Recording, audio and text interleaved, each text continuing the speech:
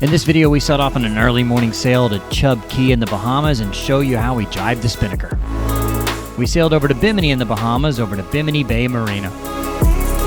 There we had our last little bit of beach time in the Bahamas before setting off early the next morning on a sail across the Gulf Stream back to the United States and Florida, where we got a pretty interesting welcome. There's a lot of colors, I don't know where to go. See a lot of colors, only feeling blue.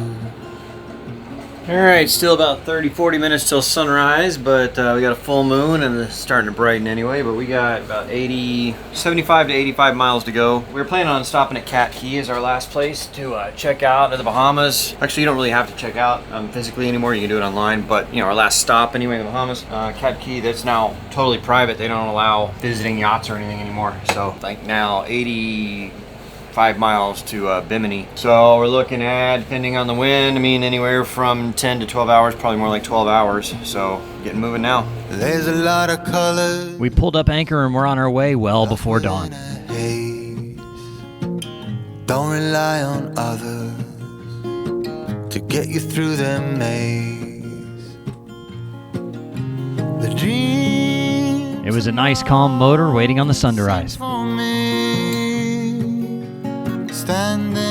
As soon as the sun came up, we unfurled the spinnaker, sailing downwind. While you're on the open sea. It was pretty nice conditions for sailing in 10 to 15 knots straight downwind.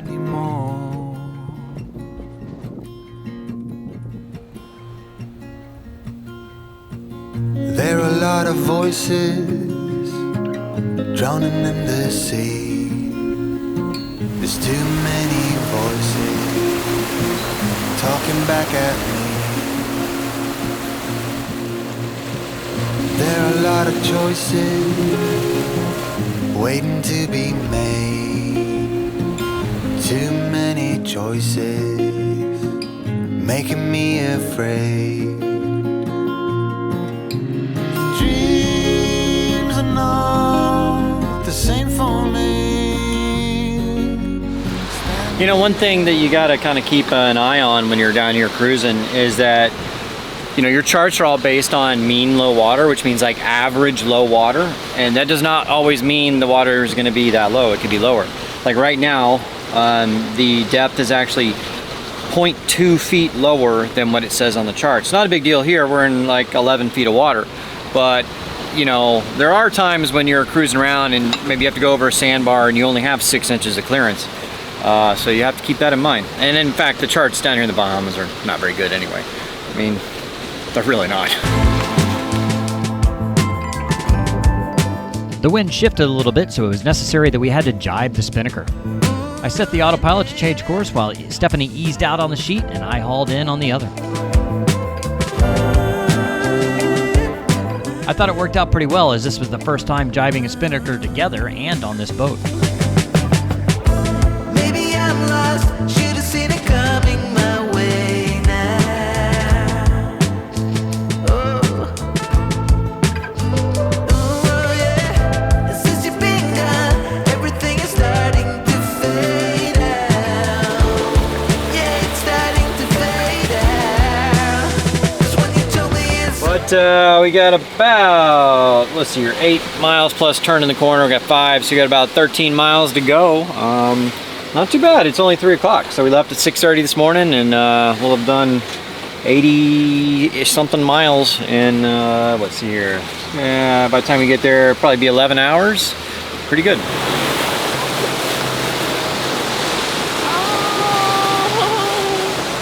We had a single dolphin come and say hello to us.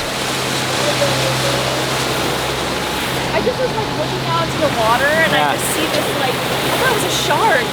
It's weird only seeing one. I mean, there's got to be a pod around here somewhere.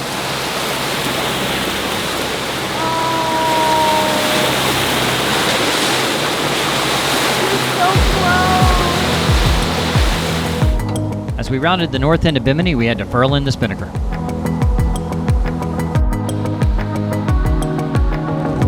We had put out to Genoa for a few miles and we had to furl that in as well. How's it feel coming back to Bimini 3 weeks later? I can't believe it's already been 3 weeks. I know. But tomorrow will be 3 weeks. I know, it's crazy. I mean, Yeah. kind of sad though. I've been enjoying this. I just wish we weren't on such a time constraint, you know? Story of my life. Yeah, I hear you. It seems like I'm always on a time constraint. Like, I can't just go cruise. Like, I always got something else to go do. I know. You know what it is though? At least we got to do this though, which was really fun. And Yeah. this boat has been really awesome. Like, I really like sailing this boat compared to a lot of boats we've sailed. Yeah, for sure. It's also just been really fast too. We've been able Yeah. to sail everywhere really fast. I For like sailboat. it. Yeah, I really pretty like this boat a lot. So check out Performance Yacht Sales down in Miami. They're the guys Well, who not hook you just up. saying that. I actually Yeah. mean that. There's been some boats I'm not a huge fan of, but this one I really like. All right, we're about to turn into the bay here. We're going to a new marina that we have not ever been to, the Bimini Bay Marina. There's two of them right next to each other. They're the same company, but they have different docks. And I don't know, we were told it's kind of like a pretty nice place, so we'll check it out. We turned into the channel at Bimini and was about a 3-mile run north from there.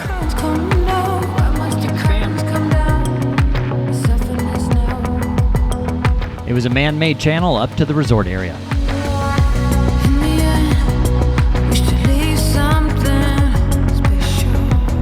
Keeping our speed up and using the bow thruster, we zipped around to our slip.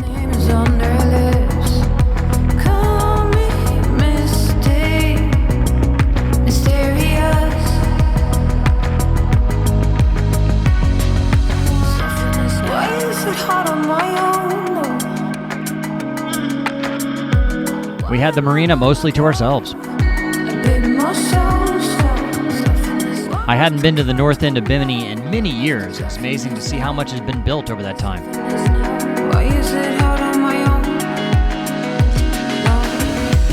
Bimini is now a pretty popular cruise destination.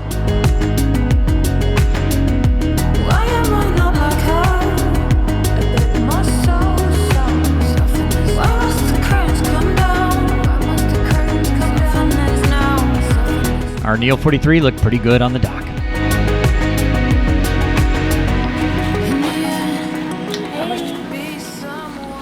So we just finished cleaning and washing down the boat. So now we are going to go find some lunch and some shenanigans. Unfortunately, there's a cruise ship in town, so it's really busy out there. Yeah. But we're part of the Bimini Hilton, Bay. yeah, So maybe we'll find some chill places. I don't know. we'll go check it out. All right, let's do it. I'm hungry. The marina might not have been busy, but the island was with the cruise ship in town. All of the rental golf carts were taken. So it was about a 10-minute walk over to the beach club. Unfortunately, the beach club is closed to non-cruise ship guests. Although the security was very helpful and walked us through the beach club to the public side of the beach. So Virgin owns this whole beach club, and so when there's a cruise ship, a Virgin one in town, then it's all for them. Like, we're not allowed, but when they're not here, we're allowed to come. Yeah, so. So, But this guy sells, he's right on the edge of the thing, and so he sells drinks and umbrellas, so we're gonna do that. pretty smart. Yeah, of course. Pretty Caroline, stone cold stunner. She was a winner started. That's for you. What is it? I don't know. I have no idea. Cheers. Oh my God. What's from Castaway? What did he name the coconut? Wilson, it was a coconut, it was a ball. Oh yeah, it was a volleyball. Never mind. I don't know why I thought it was coconut.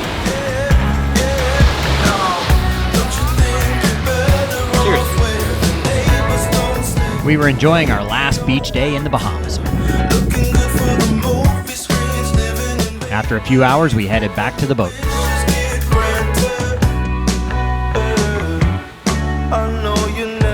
Hot outside. Yeah, you are.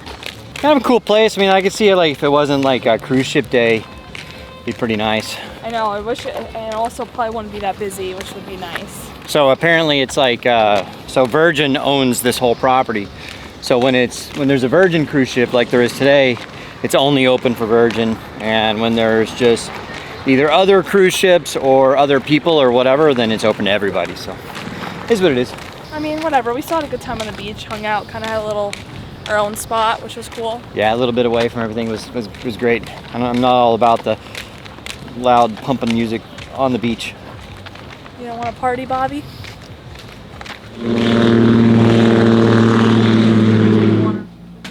You ready to go? Yes. It's our last night in the Bahamas. Let's go to dinner. Is that a good big cry? I am sad though. I don't want to leave.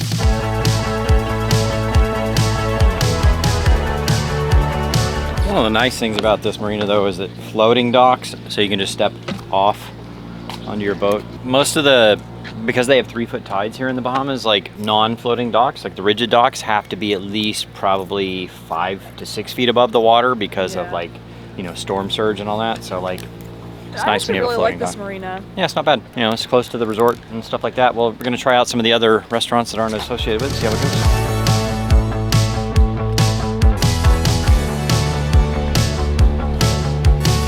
There seems to be a lot of places like this place. Like, it was some kind of rum bar and restaurant that was closed, obviously. But I mean, like, that'd be a cool place to go. But I mean, if you look at the marina, it's pretty empty. Apparently they get busy like during the summer, but it's kind of hard to have a restaurant open all year round when it's only busy for 3 months a year. Spot, you know? Yeah, it'd be a great happy hour spot. Like also with all the boats coming in, like we would have come here for sure today. Oh yeah. But I mean, there's maybe 8 other people staying on the boats here in this marina right now. But you also have people too going to the hotels and then like going down, you know, to the other side of Bimini. So it's like kind of hard to compete, but also they could. I feel like it would be a good place. Could be a good place. I can't speak. She can't speak.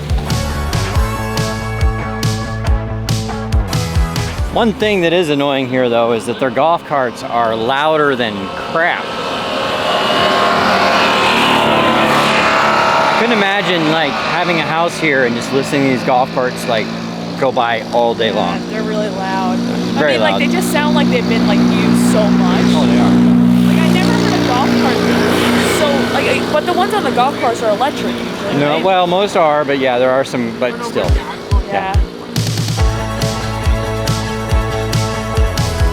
Golf carts aside, it was a nice little walk down to Smitty's, which is a pretty fun bar and restaurant.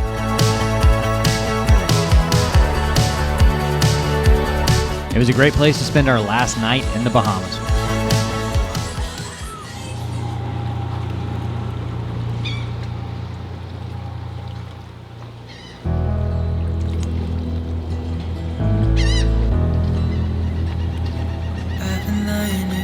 Well, the Bahamas have been fun. It's a nice 3-week trip, just over. Really enjoyed sailing this boat. I think being on this boat made this whole trip possible. Well, obviously being on this boat made it possible, but I mean being this exact type of boat, because there's no way I think we could have made it comfortably down to Georgetown and back in 3 weeks from Miami in any other kind of boat, really, because of its speed. You know, this Neel 43, I mean, we averaged, look at it. So this is our live tracker that we have. By the way, our patrons and channel members get access to this so they can see where we are, where we're going, basically any time. And then you can actually go back all the way to the beginning, like 7 years ago. You can see our track going across the Pacific. You can kind of redo all that. So everywhere we've been, it's kind of a cool little thing. But our tracker, and so there's a link to that in our Patreon and our channel members on the posts there. I'll probably make another one soon for everybody too, so that just kind of, so you don't have to search for it, so it comes up. But anyway, so it says we've done 753 miles, statute miles, because this does it in statute, not nautical. So 753 miles, and we've averaged 8 miles per hour, which is about 7.3 nautical, or 7.3 knots. So averaging 7.3 knots for 800 miles. Or 700 miles. That's pretty good, because I mean there was a few days where, you know, we weren't going very far, we didn't need to get there very fast, and the wind wasn't blowing, so we were only doing 4 or 5. But when the wind was blowing, we were averaging over 8 knots most of the time. There were some days we averaged close to 9, so pretty cool. So if you like, and I mean it's comfortable. Like most trimarans you see are not going to be this livable and this comfortable.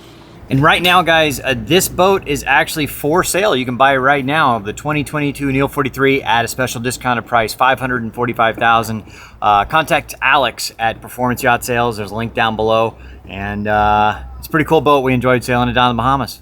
And let them know you saw it on Sailing Doodles, and they give you a test drive on one of these puppies, you know? So pretty cool stuff. I've been thinking about my options.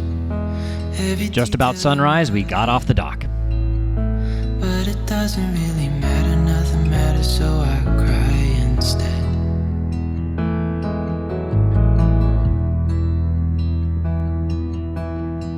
I've been running circles, trying to catch my breath. I've been trying everything I can, but I ain't got nothing left.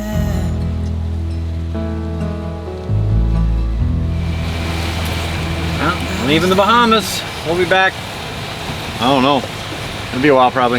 Who knows? How does it feel? What? We're leaving. I'm sad. I don't know the next time we'll be back. I don't know. It'll happen eventually. I mean, You know what it is? We spent so much time here the last like 2 years. yeah. That it's like kind of sad knowing like we probably won't be back for a really long time. Who knows? Could be next year. I don't know. We'll see. Probably, I mean, I don't know. Maybe next year. We'll see. Fighting a little bit of current here, 2 knots anyway. According to our speed of ground, 7.2, and our boat speed, 5.2, and our boat speed 7. So. Vanished in the blink of an eye.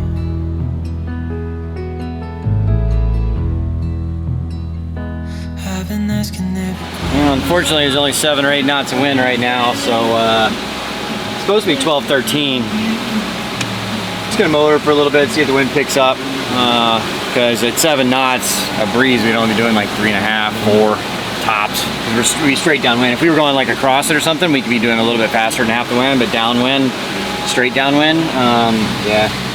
It's picking up a little now. We're seeing 11. Hopefully it'll pick up a little bit as we get further away from the island. I mean, we'd have to bear off about 30 degrees to be able to raise the main and the spinnaker, and I don't think it'd give us that much more speed, so just go straight downwind on the spinnaker alone, be about half the wind speed, something like that. Eventually the wind did pick up and we were able to set the spinnaker.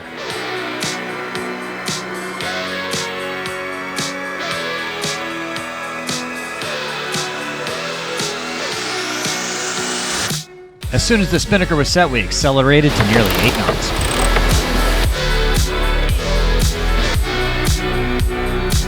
So we've started entering the Gulf Stream. Normally I would go ahead and correct my heading because the Gulf Stream's pushing us north, but I just want to show you on the chart a little bit, so I'll let it go another 10 or 20 minutes before I correct my heading.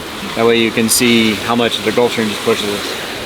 Yeah. Because I mean, we were just tracking straight, now it's starting to push us north of what our intended track line is. I'm gonna go ahead and turn down now just so we don't waste time, but turning into the crabbing into the Gulf Stream a little, but you can see it on the chart. Well, the wind is still only 13, 14 knots, but we're doing 8 now because it shifted more out of the south. So that's kind of a faster point of sail here. Passing this catamaran. It's just smaller. I think it's like a Prout is what it is. Pretty small. It's probably like a 30-foot catamaran. But we got 23 miles left to go till we get to Stiltsville, and then it's what, I don't know, 7 or 8 miles past that. So at this speed, we're 3 hours to Stiltsville or less, and then yeah, making good time.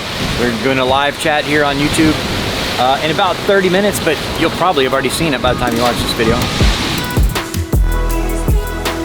As we closed in on Biscayne Bay, it was time to furl in the spinnaker. The conditions were favorable to put the Genoa out for just a few miles. Even though the Neel 43 moves well under engine power, it's almost always faster to sail.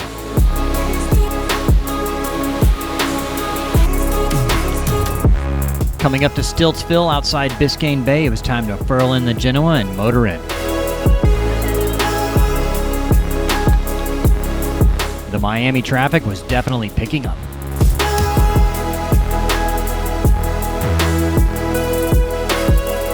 Stiltsville is a group of houses built in the 1920s and 30s on stilts out over the shallow water. They were mostly casinos and speakeasies during Prohibition. We got a nice little welcome from one of the Stiltsville's guests.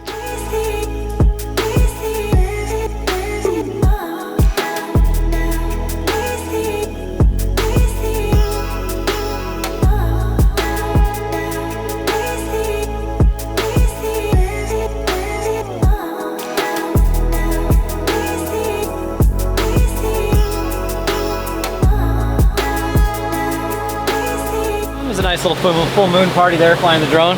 I don't think she realized I was zoomed in like Oh, no. 7 times optical zoom, so got a nice, good, clear picture of her butt. Kind of funny. Oh God. I'll have to blur that out. I'm sure you've already seen it blurred out. Maybe patrons get access to the unblurred version. Oh, Yeah, no. patrons get access to the unblurred butt. Everybody else, sorry.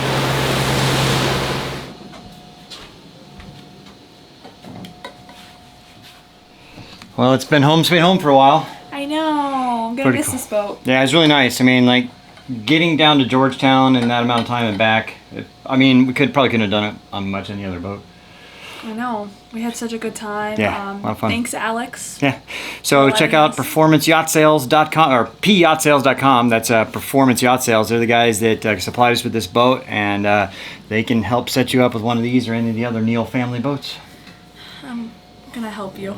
What? I've been doing the inside stuff. I've been doing the outside, and it's hot. All right. Well, it was really fun.